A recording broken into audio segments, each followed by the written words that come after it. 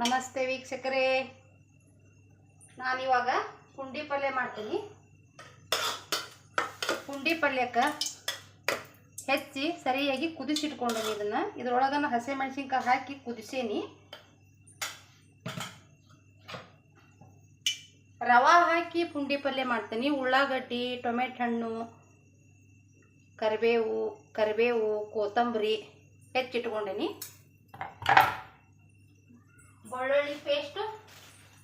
ಬೆಳ್ಳುಳ್ಳಿ ಪೇಸ್ಟನ್ನು ಜಜ್ಜಿ ಇಟ್ಕೊಂಡೀನಿ. ಬೆಳ್ಳುಳ್ಳಿ ಪೇಸ್ಟನ್ನು ಜಜ್ಜಿ ಇಟ್ಕೊಂಡೀನಿ.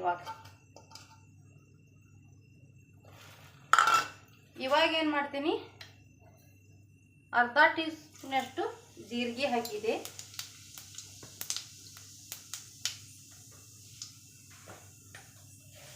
ಅರ್ಧ ಟೀ ಸ್ಪೂನಷ್ಟು ಸಾಸಿವೆ ಕಾಳು ಹಾಕ್ತೀನಿ.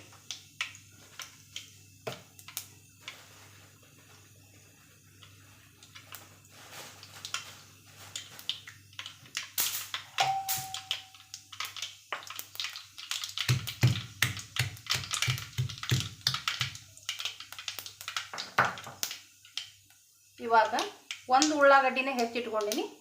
ಉಳ್ಳಾಗಡ್ಡಿ ಹಾಕಿದೆ.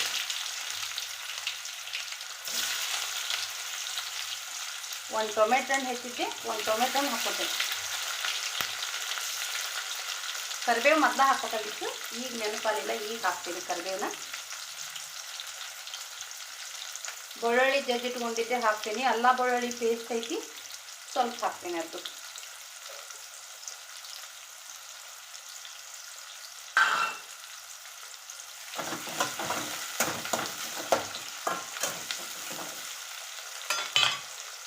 ಇವಾಗ 1 ಟೀ ಸ್ಪೂನಷ್ಟು ಉಪ್ಪನ್ನು ಹಾಕ್ತೀನಿ. ನಾನು ಅಕ್ಕಿ ರವೆ ಹಾಕಿ ಮಾಡ್ತೀನಿ ಇವಾಗ ಪುಂಡಿ ಪಲ್ಯನ. ಗೋಧಿ ರವಾನು ಹಾಕಿ ಮಾಡ್ತಾರೆ, ಬ್ಯಾಳಿ ಹಾಕಿ ಮಾಡ್ತಾರೆ. ನಮ್ಮೂರ ಕಡೆಗೆಲ್ಲ ಮಲ್ನಾಡು ಕಡೆಗೆ 5 ಥರದ ಕಾಳು ಹಾಕ್ತಾರೆ. 5 ಥರದ ಕಾಳು ಹಾಕಿ ಪುಂಡಿ ಪಲ್ಯನ ಮಾಡ್ತಾರೆ.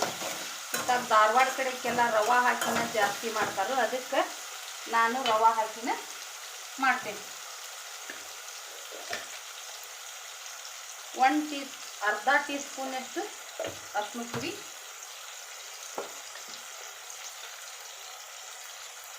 1 ಟೀ ಸ್ಪೂನು ಮಸಾಲೆ ಪುಡಿ ಹಾಕ್ತೀನಿ.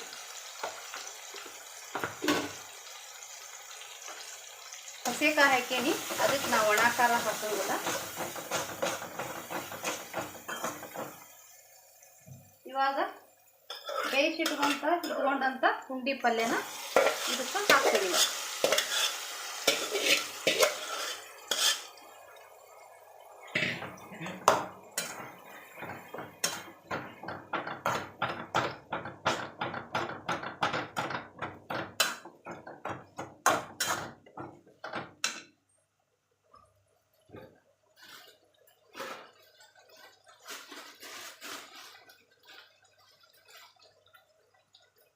ಒಂದು ಮುಟ್ಟಿಗೆ ಅಷ್ಟು ಅಕ್ಕಿ ರವಾನ ಇದಕ್ಕೆ ಹಾಕ್ತೀನಿ.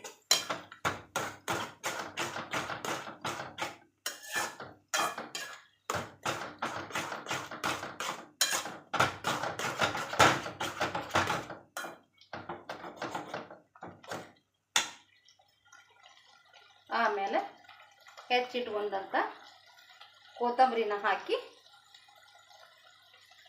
ಸ್ವಲ್ಪ ಹೊತ್ತದನ್ನು ಕೈ ಆಡ್ತೆ.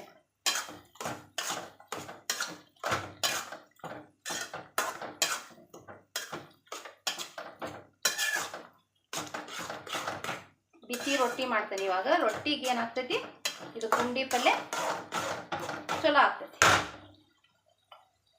ಪುಂಡಿ ಪಲ್ಯ ಇವಾಗ ಏನಾಯ್ತು, ರೆಡಿ ಆಯ್ತು. ಪುಂಡಿ ಪಲ್ಯನ ಹಸಿಮೆಣಸಿನ್ಕಾಯಿ ಹೆಚ್ಚಾಕಿ ಸಣ್ಣಗೆ ಹೆಚ್ಚಿ ತೊಳ್ಕೊಂಡು ಸರಿಯಾಗಿ ಅದನ್ನು ಕುದಿಸ್ಕೋಬೇಕು.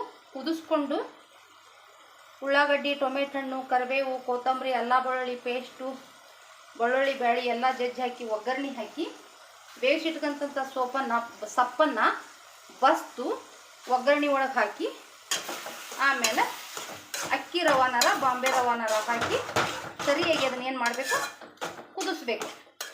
ಕುದಿಸೋದ್ರಿಂದ ಪುಂಡಿ ಪಲ್ಯ ರೆಡಿ ಆಗ್ತದೆ. ಪುಂಡಿ ಪಲ್ಯ ಇವಾಗ ಏನಾಯ್ತು ರೆಡಿ ಆಯ್ತು. ಬಿಸಿ ಬಿಸಿ ರೊಟ್ಟಿಗೆ ಭಾಳ ಚಲೋ ಆಕತಿ.